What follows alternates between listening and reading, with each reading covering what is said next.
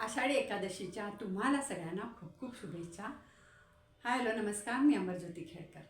आजचा व्हिडिओ खूपच वेगळा आहे आणि ह्या व्हिडिओमध्ये मला सांगायचं आहे मला आलेला अनुभव काय आहे तो.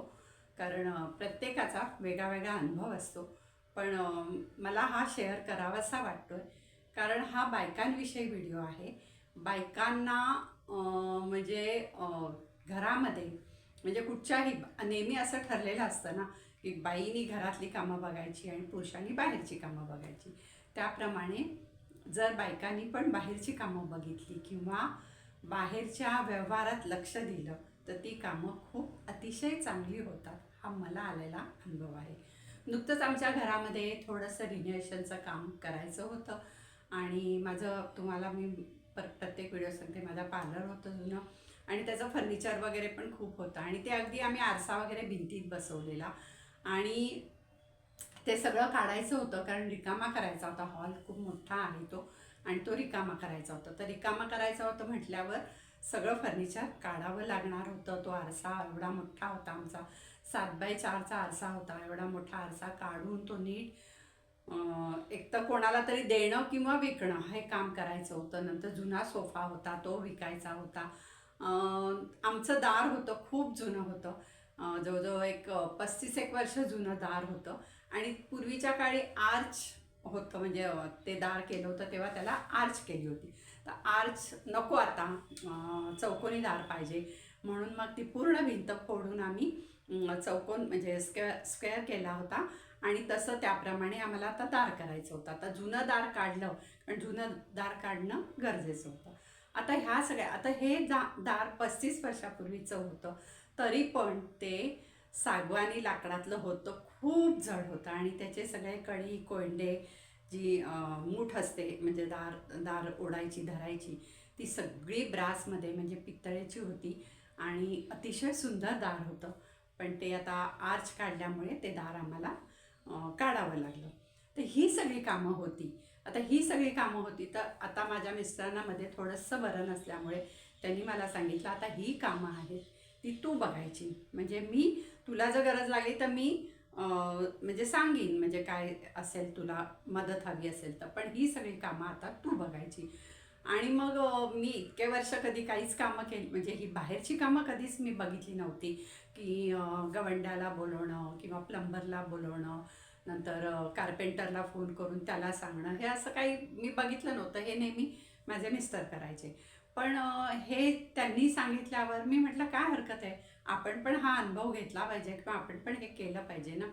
तर मग मी म्हणजे एक फोन नंबर, म्हणजे आता आपण कसं की नेहमीच आपल्याकडे आपले ठरलेले असतात ना की प्लंबर ठरलेला असतो, कार्पेंटर आपला असतो पहिल्यापासून. कारण पहिल्यापासून आम्ही फर्निचर घरातच करत होतो, लाकूड आणून. त्यामुळे आम्ही रेडीमेड सहसा घेत नव्हतो फर्निचर, त्यामुळे कार्पेंटर वगैरे सगळे ओळखीचे होते. पण बरेच वर्षामध्ये फर्निचर केलं नव्हतं आणि मुलांनी मध्ये त्याच्या बेडरूममध्ये फर्निचर केलं तर त्याला रेडीमेड घ्यायचं होतं. कारण रेडीमेड ह्याला शो जास्त असतो, तेवढं आपण घरी बनवून केलेल्याचा फर्निचरचा शो नसतो. पण रेडीमेड फर्निचरचे जी लाकडं असतात ती काही वर्षांनी खराब होतात किंवा हलवलं जर फर्निचर तर खराब होतं. ते एका जागी असलं तर टिकतं चांगलं. तर आता हे सगळं करायचं होतं आणि कार्पेंटर वगैरे माहीत होतं जुना, आता बरेच वर्ष काही काम केलं नव्हतं तरी पण त्यांचे फोन नंबर वगैरे होते आमच्याकडे. तर मग मी म्हटलं ठीक आहे, म्हटलं आता हे एक आव्हान आहे तर आपल्याला घ्यायला काय हरकत आहे, आपण पण बघू ना करून, नाही जमलं तर ते आहेतच मदतीला. अशा ह्यानी मी ते काम अंगावर घेतलं आणि म्हटलं एक सुरू करू आता आपण. मग प्रथम आम्हाला आर्च काढायची होती आणि ती भिंत फोडायची होती. तर एका ह्याला बोलवलं, गवंडी आला, तर त्यांनी काय सांगितलं आमचं की तुम्हाला ते सेफ्टी डोअर होतं ते पूर्ण काढावं लागेल, म्हणजे लाकडी डोअर काढावं लागेल, बाहेरच्या बाजूला सेफ्टी डोअर होतं ते पण पूर्ण काढावं लागेल आणि मग त्यांनी सांगितलेला खर्च खूपच जास्त होता. मग मी आमचा जो नेहमीचा जो आहे काम करणारा त्याला फोन केला. तो म्हणाला ठीक आहे, कारण आमचं कोलॅप्सिबल होतं तर म्हणे त्याच्यातनं मी हे म्हणजे ह्यांनी तोडू शकतो, म्हणजे जी स्क्वेअर करायचं आहे ते मी भिंत तोडू शकतो.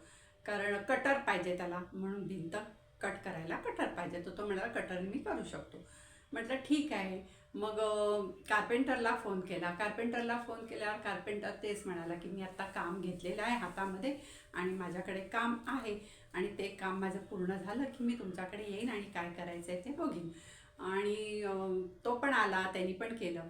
बरं, अशा ह्याच्यात मी का म्हणते की बाईनी ह्याच्यात लक्ष द्यायला पाहिजे की पुरुष कामं करतात, पण पुरुष काय करतात की जेवढं काम ठरलं आहे, आता कार्पेंटरला सांगायचं आहे, करणं हे काम करून घ्यायचं आहे, तर ते काय करतात की हां हे काढायचं आहे, हे सगळं असं करायचं. आणि बरी खूप जुनं फर्निचर होतं, त्यामुळे ते म्हणजे भिंतीत बसवलेलं होतं असं कपाट, कारण आरसाच 7 बाय 3 फूट का 4 फुटाचा आरसा होता, त्यामुळे तो आरसा भिंतीत बसवला होता प्लायवूड लावून. तर ते सगळं काढायचं म्हटल्यावर तोडफोड करणं ही आलीच, म्हणजे खालून पण कट करून काढावं लागणार होतं, कारण ते एवढं मोठं बसायला पाहिजे म्हणून आम्ही ते फरशी म्हणजे खालचं हे तोडून त्याच्यामध्ये ते फर्निचर हे केलं होतं, म्हणजे पॅक केलं होतं. तर आता हे सगळं काम करायचं होतं. तर हे सगळं काम करताना माझा मुलगा म्हणाला की त्याला वेळ नव्हता, त्यामुळे त्यांनी मला सांगितलं हे बघ जे काय काढून टाक आणि जे असेल ते सगळं म्हणजे टाकून दे, म्हणजे ते काय आता खूप जुनं आहे. पण आमची लाकडं चांगली होती, त्यामुळे माझा जीव सगळा होता की त्या लाकडं चांगली आहे, ते कोणाच्या तरी उपयोगी पडेल, किंवा का त्यावेळेला एवढा खर्च केला होता मग आपण आता असंच फेकून का द्यायचा, असं मला वाटत होतं. मग मी काय केलं, अशी साईडला 2 कपाटं होती मोठी, म्हणजे त्याला कपाटं होती, मध्ये ड्रॉवर होता आणि परत खाली कपाटं होती, अशी 2 साईडला होती. आणि मध्ये असा एक प्लॅटफॉर्म होता त्याला, आणि सगळे ड्रॉवर होते. तर मग मी काय केलं, ती साईडची 2 कपाटं कार्पेंटरला सांगितलं कापून टाका दोन्ही, म्हणजे कापून घ्या सरळ अशी, आणि ती एकमेकाला जॉईन करा आतून स्क्रू घालून किंवा काय जे काय असेल ते ठोकून त्याला दोन्ही जॉईन करा, म्हणजे त्याची आतली बाजू आहे ती दिसणार नाही. बाहेरच्या बाजूला सनमायका फोरमायका लावलेलाच होता. तर म्हटलं असं करा तुम्ही. आणि ती छान कपाटं होती, म्हणजे आता घरी बनवून घेतल्यामुळे फर्निचर नेहमी घरी बनवलं ना की ते चांगलंच असतं, तर ते लाकूड पण चांगलं होतं. मग असं करून मी ती 2 कपाटं जॉईन करून एक मोठं असं एक कपाट झालं. आणि खरंच तुम्हाला सांगते इतकं सामान त्यात राहतं आहे आता सध्या. आणि मी माझी जी कपाटं आहेत, कारण आमचा फोरमायका जो लावलेला होता तो वरच्या कपाटांना मॅचिंग होता, त्यामुळे ते त्याच्या बाजूला ती कपाटं माझी राहून गेली. आणि मग असं आता हे जर असतं, हे पुरुषांनी केलं असतं तर त्यांनी काय, हे काढून टाक, हे तोडून टाकून द्या असं असतं. म्हणून मी म्हणते की बायकांनी काम केलं किंवा बायकांनी ह्याच्यात भाग घेतला ना, की बायका असं काही वाया जाऊन देत नाही, कारण पहिल्यापासून त्यांना घरामध्ये असं कुठची गोष्ट वाया जाऊन द्यायची नाही, हे पहिल्यापासून कुठेतरी डोक्यात ठसलेलं असतं. त्यामुळे मी हे आता मधलं जे काही प्लॅटफॉर्म होता त्याचा, किंवा काही ड्रॉवर होते मधले, काही ड्रॉवर ते वाया गेले, म्हणजे 4-5 ड्रॉवर वाया गेले, ते खाली असल्यामुळे तोडून काढावं लागलं, ते वाया गेलं. पण मी 2 कपाटं मोठी मोठी जी साईडची होती ती घेतली, म्हणजे जवळजवळ तुम्हाला सांगते ती 6 फूट उंच आहे. आणि अशी मध्ये 2 ड्रॉवर आहेत त्याला, त्यामुळे एक वरती कपाट आहे, खालती कपाट आहे, मध्ये ड्रॉवर आहे, असं आहे. ते मी दोन्ही जॉईंट करून घेतली, त्यामुळे मला एक मोठं कपाट झालं. आणि सटरफटर वस्तू आपल्या बऱ्याचशा बाहेर असतात किंवा रोजचे कपडे असतात ते ठेवायला मला खूप छान ती जागा झाली. तर असं हे आहे, हे फक्त बाईच म्हणजे तिचं डोकं चालू शकतं. नाही तर पुरुष असतं तर पुरुष म्हणाले असते जाऊ दे, ते टाकून दे, खूप जुनं आहे, आता खूप जुनं झालेलं आहे आणि आता ते काय घरामध्ये नको, ते तू टाकून दे, असं म्हणजे एक हे झालं असतं. तर ते म्हणून मी म्हणते की बाईनी ह्याच्यात भाग घेतला किंवा बाईनी लक्ष दिलं तर हे असं, म्हणजे ती त्याच्यातनं पण, म्हणजे फेकतो आपण वस्तू, त्याच्यातनं पण ती चांगलं काहीतरी करू शकते.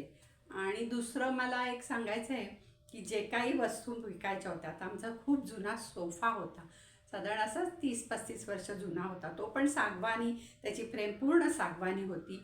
आणि त्याचे जे पिलोज आहेत, म्हणजे ज्या उशा आहेत, कुशन्स, ते आम्ही जे सोफ्याबरोबर येतात ते बदलून आम्ही पूर्ण स्पंजच्या अशा हे केलेल्या उशा केल्या होत्या, त्यामुळे त्या अजिबात दबत नव्हत्या, खूप चांगल्या होत्या.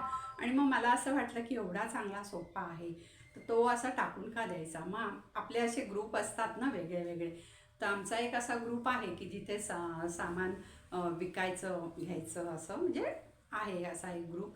तर मी 2-3 ग्रुप असे माझे आहेत, त्या ग्रुपवर मी सोफ्याचं आणि हे टाकून दिलं. आणि खरं वाटणार नाही, माझा सोफा तो विकला गेला. आणि माझं जे मी दार काढलं होतं आर्चचं, ते पूर्ण ह्याच्यामध्ये होतं, म्हणजे सागवानमध्ये होतं. ते दार उचलताना जो माणूस होता तो पण म्हणाला किती जड दार आहे. त्यामुळे ते दारसुद्धा मी माझ्या ग्रुपवर टाकलेलं विकायला, आणि ते पण छान माझं विकलं गेलं. आणि हां, अर्थात कमी पैशात विकलं गेलं, पण असं नाही झालं की ते फेकून द्यायला लागलं, वाया गेलं, असं नाही झालं. आणि बरंच असं छोटं एक गेट होतं, म्हणजे आमचं वर खाली घर असल्यामुळे आम्ही मध्ये माझ्या नातीसाठी असं एक गेट लावलं होतं छोटं, की ती पायऱ्यांवरनं पडू नये म्हणून. ते गेट विकलं गेलं. नंतर अशा बऱ्याचशा गोष्टी, माझा एक टिपॉय होता तो विकला गेला. असं ग्रुपवर टाकल्यामुळे माझं बरंचसं विकलं गेलं. आणि ह्या सगळं मी विकल्यामुळे म्हणजे मोकळं झालं. कारण आता नवीन सोफा असल्यावर जुन्या सोफ्याची गरज नाही. नंतर जे काय आरसा वगैरे होता, तो आरसा मात्र मी म्हणजे जे ह्याची दुकानं असतात फर्निचरची, तिथे जाऊन विचारलं की माझ्याकडे असा असा आरसा आहे आणि तो खूप मोठा आहे, तर तुम्हाला काय द्यायचं असेल तर द्या, मी काय त्याचं सांगत नाही पैसे वगैरे. कारण तो खूप मोठा होता, तो घरात ठेवणं पण खूप धोक्याचं होतं. कारण कुठेही त्याला काही आपटलं असतं, लागलं असतं, तर तो आरसा फुटणार होता आणि काचा झाल्या असत्या. आणि ते असं आपण इकडे तिकडे कचऱ्यात टाकू शकत नाही, म्हणजे त्याच्यासाठी मला खर्च करावा लागला असता. म्हणून मग मी फर्निचरच्या दुकानात जाऊन त्यांना सांगितलं की तुम्ही कपाटं वगैरे बनवता, तर तुम्हाला हा उपयोगी पडेल, तर तुम्हाला पाहिजे असेल तर तुम्ही तुमच्या खर्चाने घेऊन जा. तर त्यांनी आनंदाने तो आरसा घेऊन गेले, कारण आरसा माझा चांगल्यातला होता. त्यामुळे तो आरसा घेऊन गेले. म्हणजे तो आरसाही माझा बिनासायास गेला. तसंच माझं एक ड्रेसिंग टेबल होतं. ड्रेसिंग टेबलचा आरसा चांगला होता, त्याच्या साईडला 2 कपाटं होती आणि ड्रॉवरचा मात्र फोरमायका निघालेला होता. पण ते सुद्धा आम्ही घरी बनवून घेतलेलं होतं, त्यामुळे त्याचं लाकूड चांगलं होतं. पण मग मी विचार केला की ठीक आहे, म्हणजे असं हे पण मला काढायचं होतं ते, कारण खूप जुनं होतं.